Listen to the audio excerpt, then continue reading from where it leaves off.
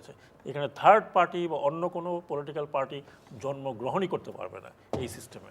কাজে আপনি যদি এই সিস্টেমটা চেঞ্জ না করেন, মূল নির্বাচনী সিস্টেমটাকে চেঞ্জ না করেন, তাহলে এই দেশে বহুতান্ত্রিক গণতন্ত্র হবে না। It will be restricted to to bigger party. আর এই সবগুলো চুম্বকের মতো যে জমা হবে, হয় ধানের শীষ নিয়ে নির্বাচন করবে, না নৌকা নিয়ে নির্বাচন করবে, নিজেদের প্রতীক কোনোদিন ব্যবহার করতে পারবে না। দুইটা সেন্টেন্স খালি আমি বলবো। একটা হলো যে সম্ভবত এটা আমি সাখাওয়াত ভাইয়ের সঙ্গে সম্পূর্ণ একমত, আমাদের ইলেকট্রাল সিস্টেমটা চেঞ্জ করা উচিত এবং সংখ্যা অনুপাতিক প্রতিনিধিত্ব ব্যবস্থার ভেতরে আমাদের চলে যাওয়া উচিত, এবং এটা ডেমোক্রেটিক রিপ্রেজেন্টেশনের জায়গা থেকে এটা অধিকতর উপযুক্ত। এটা ইউরোপের বহু দেশে আছে। অনেকে বলে যে এটা ইউরোপিয়ান সিস্টেম, কিন্তু আমাদের সাউথ এশিয়ায়, নেপালে, শ্রীলঙ্কায়, কেবলমাত্র ইন্ডিয়া বাদ দিয়ে পাকিস্তানেও এটা ইন্ট্রোডিউস করার কথা। 50-50 দ্যাট ইজ ডিফারেন্ট কোশ্চেন। হ্যাঁ হ্যাঁ, তো এই সিস্টেমে যাওয়া উচিত। এইটা হলো একটা। সেকেন্ড পয়েন্ট হলো ডেমোক্রেসির জায়গা থেকে যদি আমি বিবেচনা করি, তাহলে পরে ফ্রি অ্যান্ড ফেয়ার ইলেকশন এইটা অ্যাবসলিউটাইজ করতে গেলে পরে আপনি লিমিটলেস, আপনি কবে যেয়ে সেই জায়গায় পৌঁছতে পারবেন? Let us struggle. আমরা এইসব কথাবার্তা বলছি, তর্ক বিতর্ক করছি, এটাকে ইমপ্রুভ করার চেষ্টা করি, কিন্তু একটা কথা মনে রাখতে হবে, a bad election is better than no election. এবং ডেমোক্রেসিতে যদি অ্যাডভান্স করতে চাই আমরা, তাহলে পরে এই উপলব্ধির ভিত্তিতে যদি সমস্ত রাজনৈতিক দলগুলো একমত না হয়, এবং কোশ্চেনটা হলো যে অ্যাকসেপ্টেবল ইলেকশন সব দলের অংশগ্রহণের ভিত্তিতে। কিন্তু আমার মাথায় যদি থাকে যে ওই একটা নির্দিষ্ট দলকে আমি 2টা টার্ম বা 2.5টা টার্ম তত্ত্বাবধায়ক সরকার ধরে আউট অফ পাওয়ার রাখতে পারলে পরে ওইটা ভ্যানিশ করে যাবে, এবং সেই প্রজেক্ট নিয়ে যদি রাজনীতিতে কেউ নামার চেষ্টা করে, তাহলে পরে তো আপনি ডেমোক্রেসি এস্টাবলিশ করা বা এটাকে স্থিতিশীল করা খুবই কষ্টকর হয়ে যাবে। জি, শুনবো আরও। মিস্টার আব্দুল নোমান, প্রশ্ন আমি সুলতানা কামালের প্রশ্ন যেটি তিনি রেখেছিলেন আপনার কাছে, সেই প্রশ্নটাই করতে চাই যে একটি তত্ত্বাবধায়ক সরকার আপনাদের দাবি মেনে হলো আবারও, এবং হাইপোথেটিক্যাল উনি বলেছেন যে আপনারা হেরে গেলেন, আপনারা মানবেন কি না? ইতিহাস বলে মানেনি একবার। ধন্যবাদ জিল্লুর। আজকের এই আমার দৃষ্টিতে এটা সমালোচনামূলক এবং আত্মসমালোচনামূলক একটা বৈঠক। এই বৈঠকে সবাই খোলা মন নিয়ে এই পর্যন্ত যারা আলোচনা করেছেন তাদেরকেও ধন্যবাদ। এই স্পেসিফিক প্রশ্নে এটাই আমি বলবো যে নির্বাচনে কেউ জয়লাভ করবে, কেউ পরাজিত হবে। জয় পরাজয় তো নির্ধারিত হবেই। যে এই জায়গায় আমরা মানি নাই তেমন দৃষ্টান্ত আমি জানি না। আমিও তাকে পাল্টা প্রশ্ন করতে পারি যে মানি নাই বা এই কোনো নির্বাচনের বিরুদ্ধে যে জাতীয়তাবাদী দল সিরিয়াসলি আন্দোলন করেছে তেমন কি ঘটনা আছে? ফলাফলের ব্যাপারে আন্দোলন করেনি, ফলাফলের প্রশ্ন দুই পক্ষই তুলেছেন, দুই পক্ষই আলোচনা যে সূক্ষ্ম কারচুপি এগুলো ব্যাপারে অনেক কথা হয়েছে। কাজে এটা মিন করে না। আমি মনে করি যে যারাই পরাজিত হয় তারা এটাকে মেনে নেওয়া উচিত এবং মেনে নিতে হবে। সেই সময় যত প্রশ্নই আসুক, আমার মনে হয় এটাকে মেনে নেওয়াই হচ্ছে গণতন্ত্রকে এগিয়ে নিয়ে যাওয়ার একটা সুষ্ঠু অবাধ পথ। তো গণতন্ত্র থাকে, তাহলে আপনারা একটু কনভিন্স করতে পারেন না যে পার্লামেন্ট বয়কট করে ডেমোক্রেসি হয় না? যা কিছু বলার পার্লামেন্টে গিয়ে বলবো। এটা তো আপনাদের ডেমোক্রেসি থাকে পার্টির মধ্যে। সাবজেক্টিভলি বিষয়টাকে চিন্তা করলে হবে না, এটা অবজেক্টিভলি বিচার করতে হবে। যে আমরা যেটা মনে করি যে পার্লামেন্টে গিয়েও আমাদের যে অভিজ্ঞতা, আর আজকের কনটেক্সটে যে পার্লামেন্টের যে কন্ট্রিবিউশন পার্লামেন্ট করতে পারে বলে মনে হয়, আসলে সেই ধরনের কোনো ওই কন্ট্রিবিউশন পার্লামেন্ট রাখতে পারে না।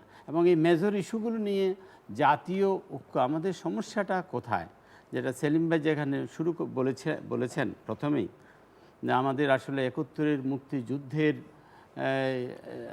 সময় থেকে তারপরের পরিবর্তনগুলোর মৌলিক পরিবর্তন হয়েছে, সংকট বৃদ্ধি পেয়েছে। এই বিষয়ে আমি না গিয়ে শুধু এইটুকু বলবো, 71-এর মুক্তিযুদ্ধে আমরাও আসলে সেই যুদ্ধে অংশগ্রহণ করেছি, এবং সেই মুক্তিযুদ্ধের আগে আমাদের মধ্যে যে জাতীয় ঐক্য, তখন একটা পাকিস্তানের বিজাতীয় শাসন শোষণের বিরুদ্ধে আমাদের জাতীয় ঐক্য ছিল।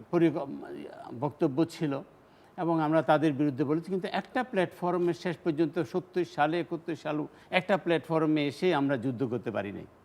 সেদিনও আমাদের মধ্যে মৌলিক পার্থক্য ছিল এবং এই পার্থক্যের প্রক্রিয়ায় দেশ যখন স্বাধীন হয়েছে এবং এই স্বাধীনতার পরে যেখানে জাতীয় ঐক্য প্রতিষ্ঠার মাধ্যমে হয়তো সর্বদলীয় এটা সরকার গঠন করে যেভাবে একটা নেতৃত্ব নিয়ে দেশ এগিয়ে যাওয়ার কথা সে জায়গায় যায় নাই।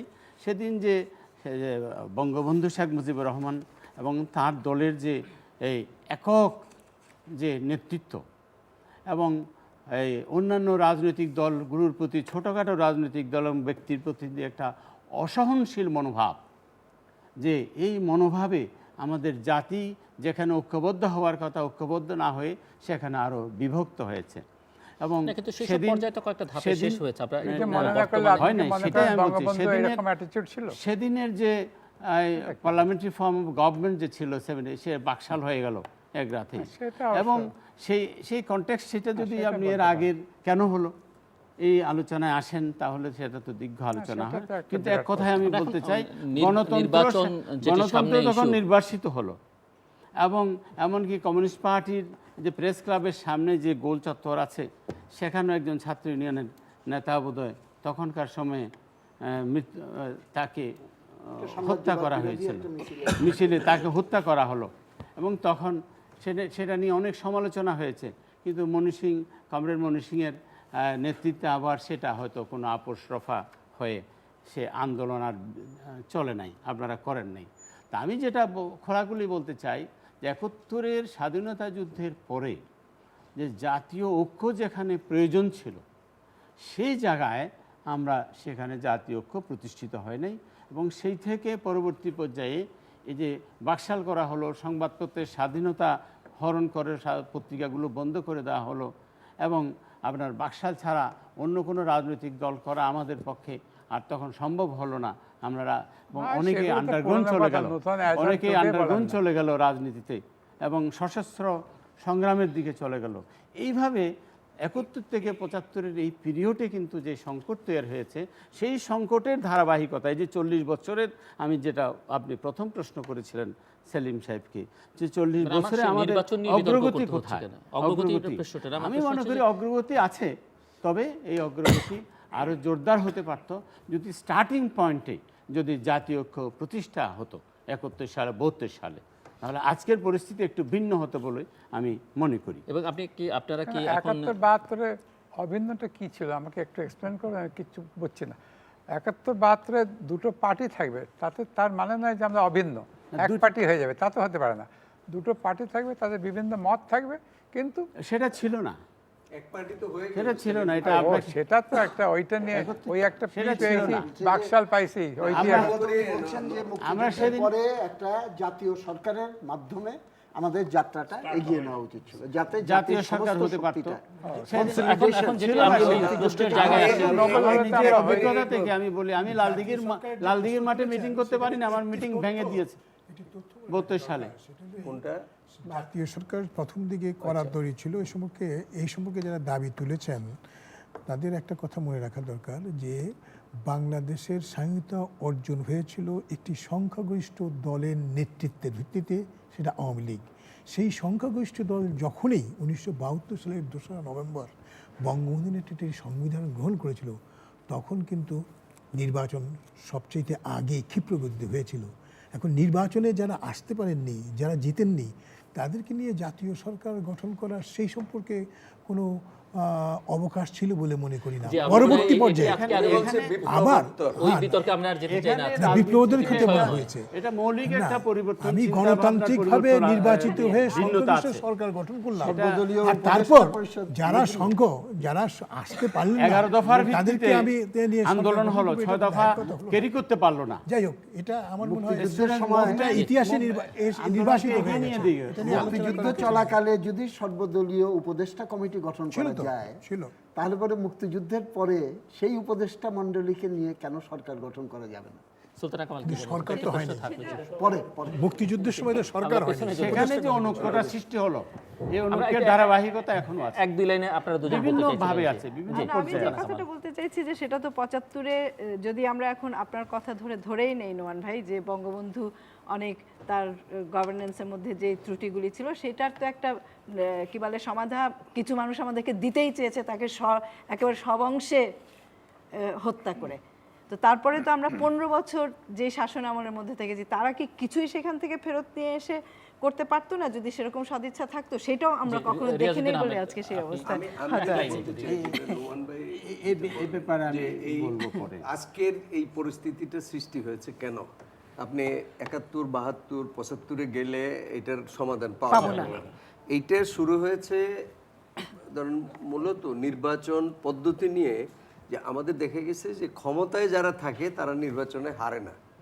এবং এরশাদ সাহেবের সময় যখন নির্বাচন হয়, রসিকতা করে অনেকে বলতো যে এমন ভোট 98% ভোট পড়ে গেছে, তো এরশাদ সাহেব নাকি বলছে এক ডিসিকে যে তুমি যে ভোটের হিসাব দিছো এটা তো পাশের ডিস্ট্রিক্টে চলে গেছে, তোমার ডিস্ট্রিক্টে তো এত ভোট নাই। না, এটা উনি অন্যভাবে বলেছিলেন।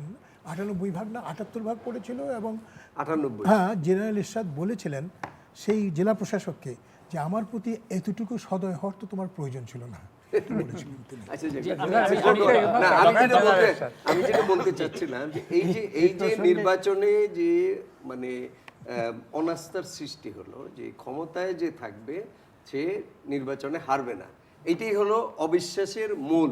এখান থেকে শুরু, এখান থেকেই কিন্তু এরশাদের বিরুদ্ধে যে আন্দোলনে আমরা সবাই ছিলাম, সেখানে কিন্তু মূল কথাই ছিল যে মানে কেয়ারটেকার সরকার ছাড়া কোনো নির্বাচন হবে না। এই ওখান থেকেই কিন্তু এটার বীজ রোপণ হলো।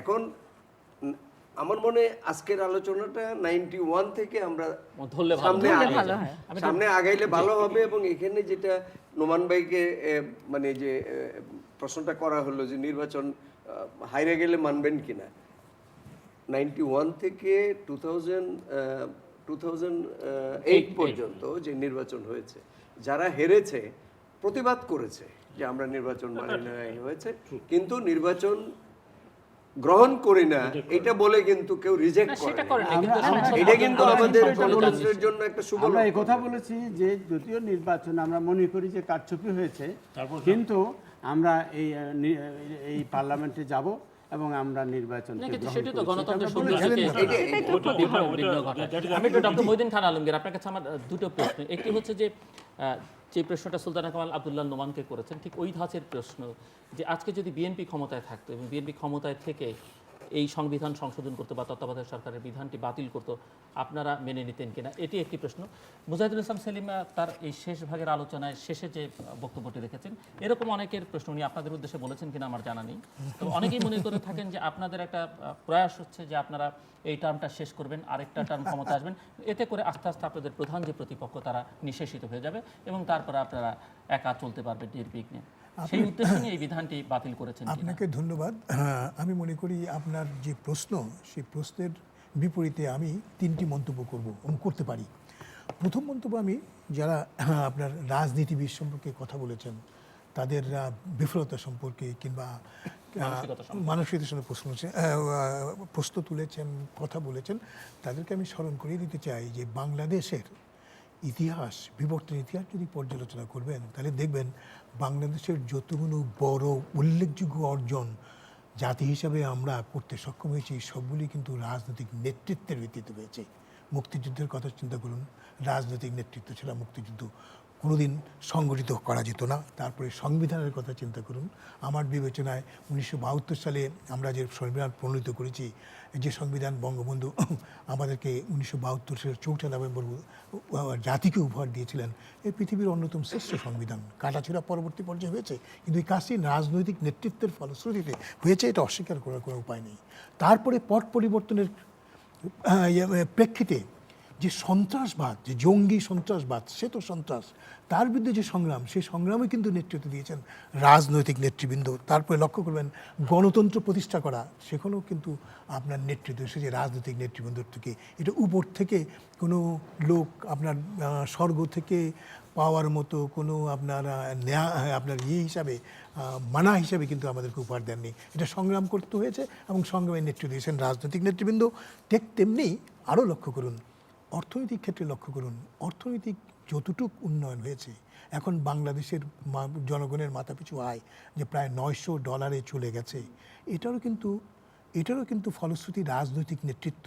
লক্ষ্য করবেন, আমরা যদি বিশ্লেষণ করি তাহলে দেখব আমাদের 40 বা 41 বছরের ইতিহাসে রাজনৈতিক নেতৃত্বের অধীনে সরকার যখন পরিচালিত হয়েছিল, তখন জাতীয় প্রবৃদ্ধির হার যত বেশি হয়েছিল, স্বৈরতান্ত্রিক পদ্ধতি অনুযায়ী সরকার যখন পরিচালিত হয়েছিল তখন কিন্তু হয়নি।